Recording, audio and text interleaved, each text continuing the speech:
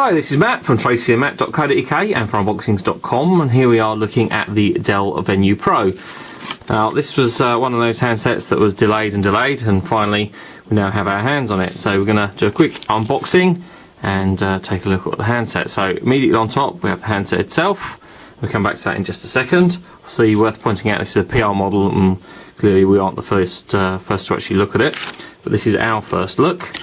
So inside we have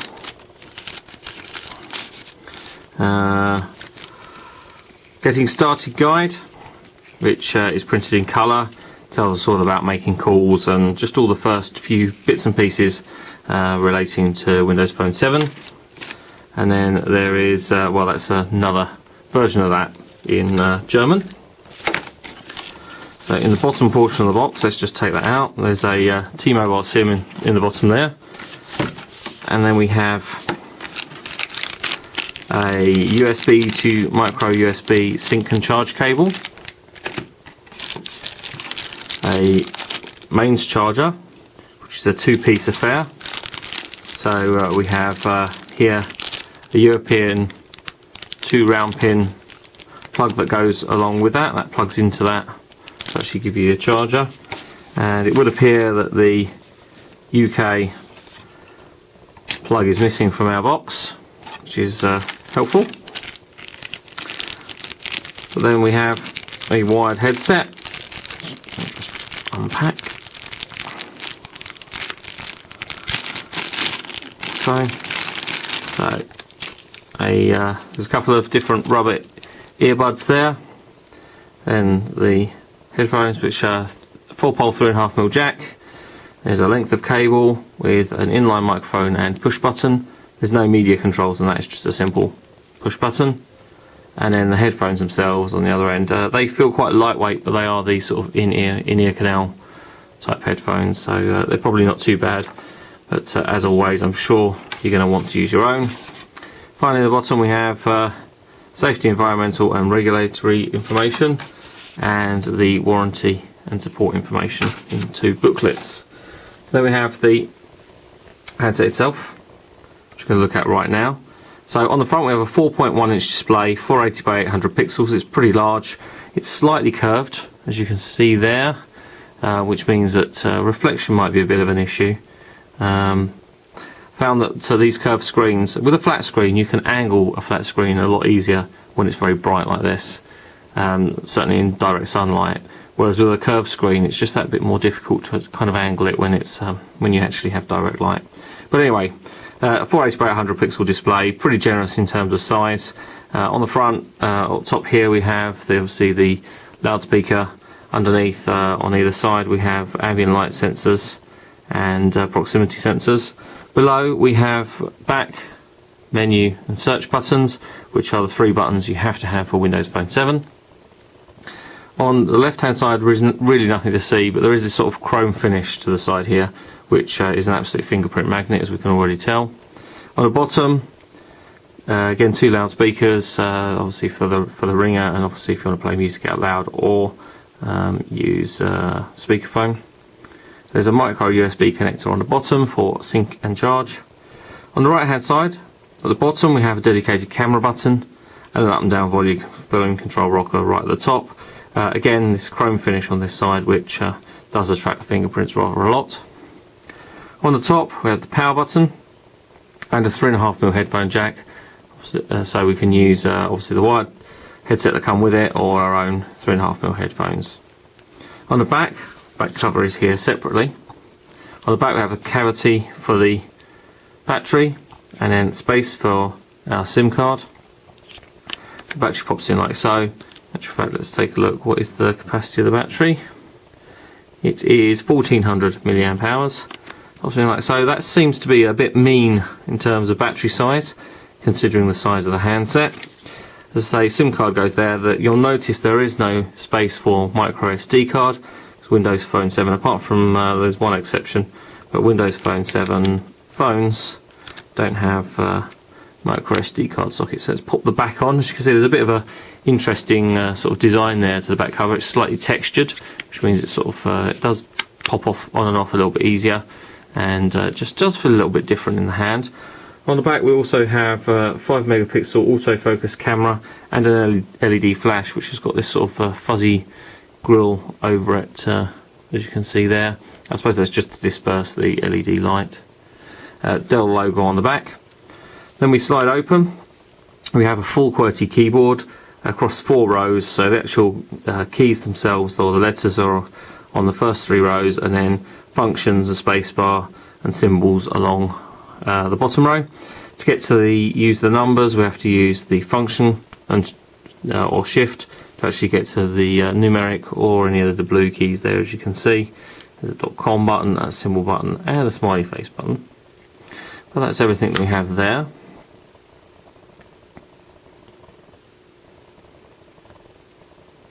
So let's power up. And while we power up, let me run down the rest of the specification. Quad band for GSM and tri-band for HSDPA 3G, so it will work more or less everywhere you take it throughout the world, roaming and away on holiday. Has a 1 GHz processor, which is a Scorpion CPU, 512 meg of RAM, and 8 or 16 gig of storage, depending on the configuration. I'm not sure which one we have here, but there are 8 and 16 gig models available. Has built-in Bluetooth 2 with A2DP support, and Wi-Fi supporting 802.11bg and N standards. Now it does feel a really chunky handset, I have to say. 122mm from top to bottom, 63.5mm wide, and 15.2mm thick. It's 192, over 192 grams, nearly 193 grams in fact. It does feel quite heavy and quite chunky. It's one of the largest handsets that I can think of right now. Including those that have a larger display, 4.3s. It is one of the largest handsets. It's one of the only ones that we know of that has the forward-facing QWERTY keyboard on the slider, and that is certainly the first that we've seen of the Windows Phone 7 phones to have that. So let's have a little quick look around the OS. We're going to get started. Capacitive touchscreen, obviously, and we have no SIM card installed. So we'll just see what we can do. We'll use the recommended settings and we'll just accept all the defaults. So the accelerometer there has kicked in, so we're doing not now for all of these to get started as quickly as we possibly can. So the live tiles, which is very much a Windows Phone 7 thing, and we can scroll through these, adding to them as we see fit. Phone here, which we actually bring up the dialer. And being the capacitive touchscreen, see, does mean that it works very well. And we come back out there and go back home. People here, it's people tile. This would update if we have a Twitter account, and all the status updates will be here. Messaging for SMS messages, so it's just a little welcome message saying welcome to Windows Phone. Email setup, so we could go in here and set up our Windows Live, Outlook, Yahoo, Google, or other pop-through and IMAP email accounts. Outlook supports Outlook Web Access and connection to Exchange, which is what we'll be setting up. Internet Explorer, Xbox Live, Calendar, which clearly doesn't have anything set up just there at the moment because I haven't synchronized it with anything. But a number of different calendar views, agenda and week and month views. Music and videos, which has the Zune interface, so we could look to see if there's anything on here. I don't think there's any sample music. No, there doesn't appear to be any sample music provided, unfortunately. As you see there, I'll go back into that. We do have radio, so we do have an FM radio, supports RDS, but I'm assuming it's going to want me to connect the phone head, the actual wired headset, in order to act as an aerial. But there we do have an interface there for the FM radio. And we'll come back out of that. We've got the marketplace, which we would actually have to have an internet connection for to get into. So if we go into here, go into the I don't know if it's here. No, not this one. I don't want connection settings. I actually need the main settings menu for Wi-Fi, and we'll connect to a Wi-Fi network. Have the QWERTY keyboard on screen, as you can see there, and we have the landscape version, but of course we have proper keyboard that we can use. So let's go and sign into that wireless network. We just sign in.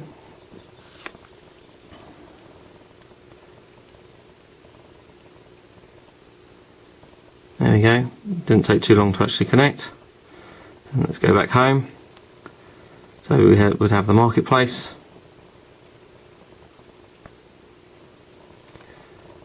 Okay, service unavailable. That's a bit unfortunate. Let's try Internet Explorer instead. And rather than going to the Microsoft home page, let's go to our site.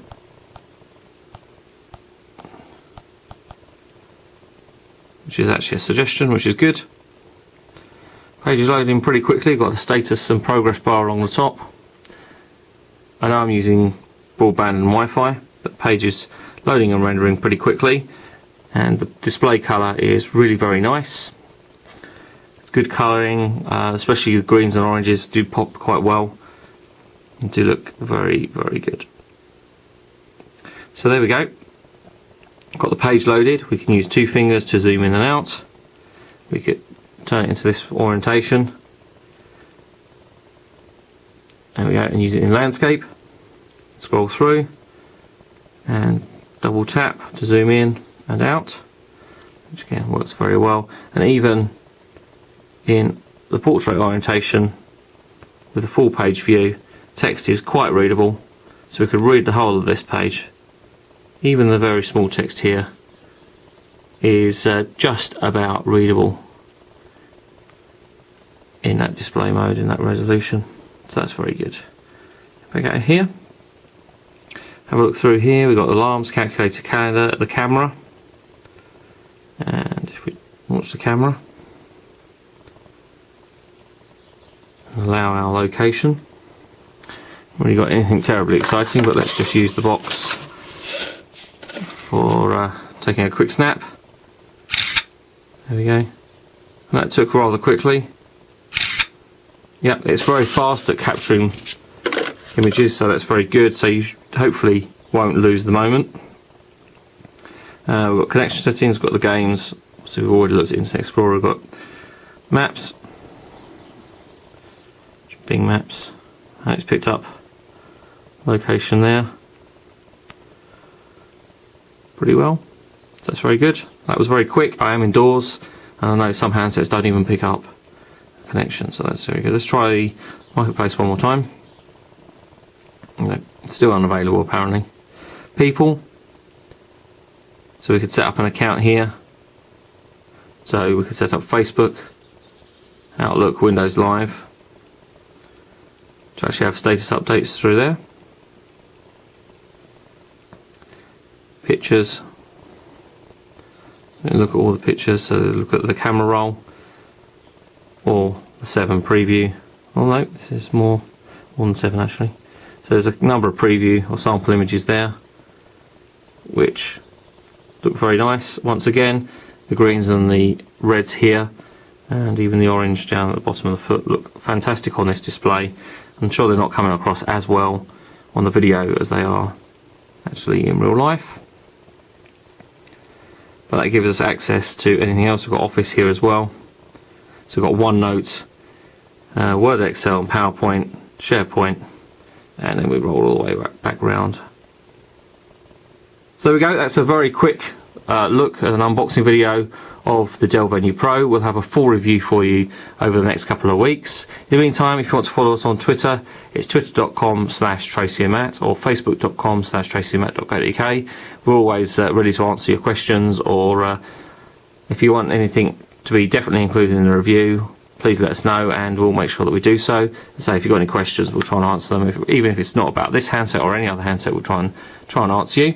I'll be back soon with some more videos and reviews on TracyandMatt.co.uk, but for now, thanks for watching.